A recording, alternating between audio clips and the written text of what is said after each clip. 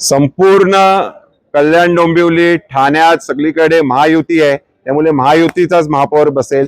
पण महायुतीचा महापौर बसत असताना आमचे चारही नगरसेवक हे भाजपच्या चिन्हावर निवडून येतील। कुठे जरी चेंबरचं झाकण तुटलेलं शोधतायत, कुठे जरी पाईप कुठे लिकेज आहे का शोधतायत, आम्ही या गोष्टी शोधत नाही। आमचं विजन मोठं आहे की लायब्ररीज असाव्या, रीडिंग रूम्स असाव्या, सभागृह असावे, असे विजन घेऊन जाणारा भारतीय जनता पार्टी पक्ष आहे। त्यामुळे कुठे चेंबरचं झाकण तुटला असेल तर त्यासाठी महापालिका आपली सक्षम आहे, ती गोष्टी महापालिका करत राहील।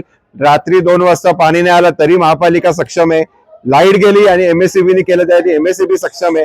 या छोट्या मोठ्या कामांसाठी स्वतःची पाठ थोपटून घेण्या एवढे छोटे कार्यकर्ते आम्ही नाही आहोत। आम्ही भारतीय जनता पार्टीचे कार्यकर्ते आहोत।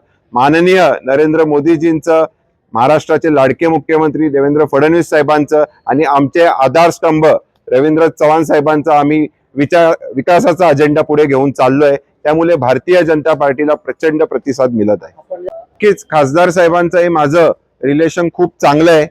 आम्ही खासदार साहेबांकडे हक्काने जाऊ शकतो, कारण की महायुतीचे कार्यकर्ते म्हणून आम्ही नेहमीच त्यांचं काम करत असतो आणि खासदार साहेबांचा पण विकासाचा अजेंडा आहे। त्यामुळे नक्कीच कोणतंही काम घेऊन गेलो तर खासदार साहेब महायुतीचा आम्ही कार्यकर्ते म्हणून आम्हाला सहकार्य करतील। पॅनल क्रमांक 29 मध्ये असंच रिस्पॉन्स भारतीय जनता पार्टीच्या आम्ही चारही उमेदवारांना मिळत आहे।